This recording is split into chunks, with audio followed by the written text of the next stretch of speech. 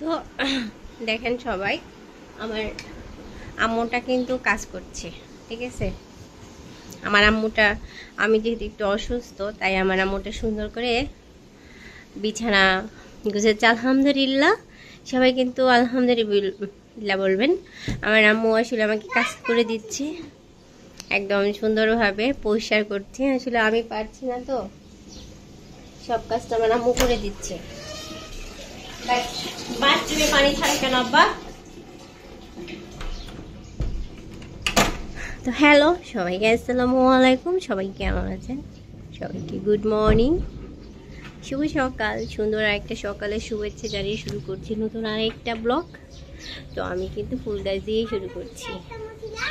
অনেক সুন্দর, তাই না? ফুল, আমার ফুল গাছে সব ফুল ঝরে গেছে। আসলে গাছে পানি দিতে হবে, এর জন্য তো আমি তো দিতে পারছি না। আমি একটু অনেক বেশি অসুস্থ, তো আপনারা সবাই একটু দোয়া করবেন। আর এই যে দেখেন গাইছে, এই কি বলবো, নামো নামো নামো, সুনামা নামো, পড়ে যাবে পাপা, নামো নামো। ইস আল্লাহ। তো আমি এদিকে,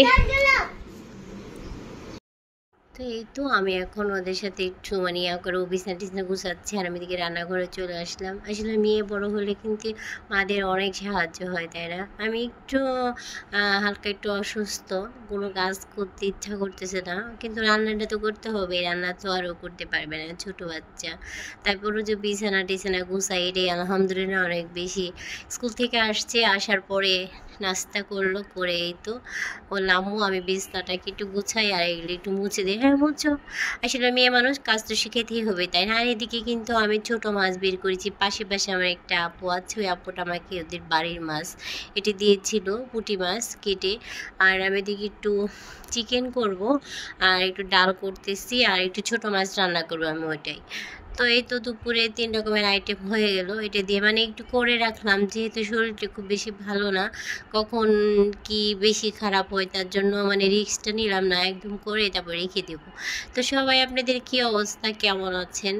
অনেক বেশি গরম পড়ে গেছে। গরমে তো আসলেই খুব বেশি ভালো লাগে না, মানে গরমে আমার মনে হয় গরমে আমি অসুস্থ হয়ে পড়েছি। প্রচণ্ড মাথা ঘোরানি, কেমন একটা বাজে একটা বিষয়।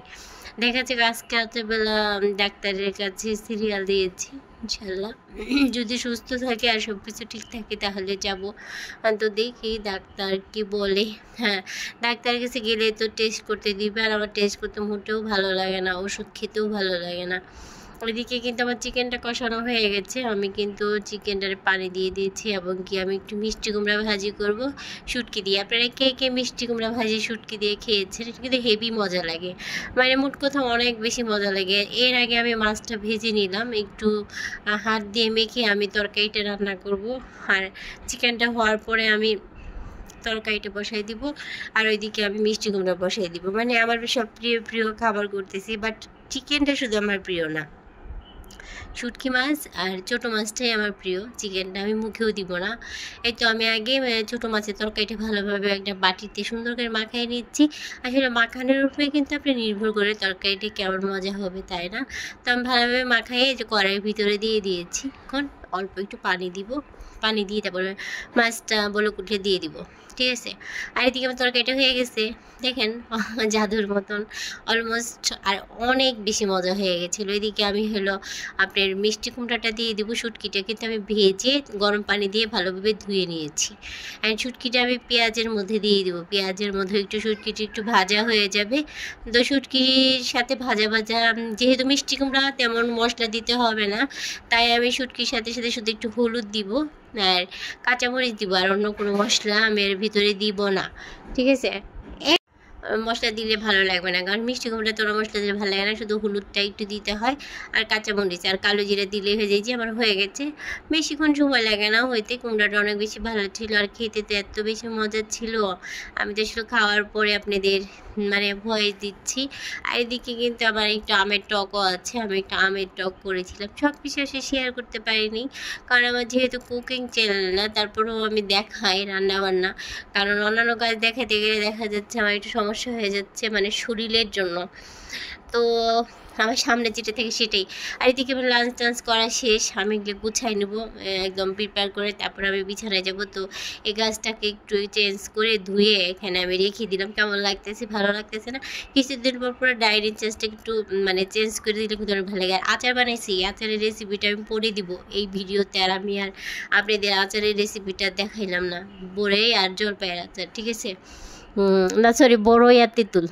এইদিকে ওদের আমি শোয়ার জন্য বিছানা সব রেডি করে দিয়েছি। দিয়ে ঠিক আছে, আপনারা সবাই ভালো থাকেন, সুস্থ থাকেন। ভিডিওটা আজকে পর্যন্ত শেষ করে দিচ্ছি। আর মানে বেশি দূর নিলাম না। আল্লাহ হাফেজ, আসসালামু আলাইকুম। আবার দেখা হবে। সবাইকে শুভ বিকালবেলা।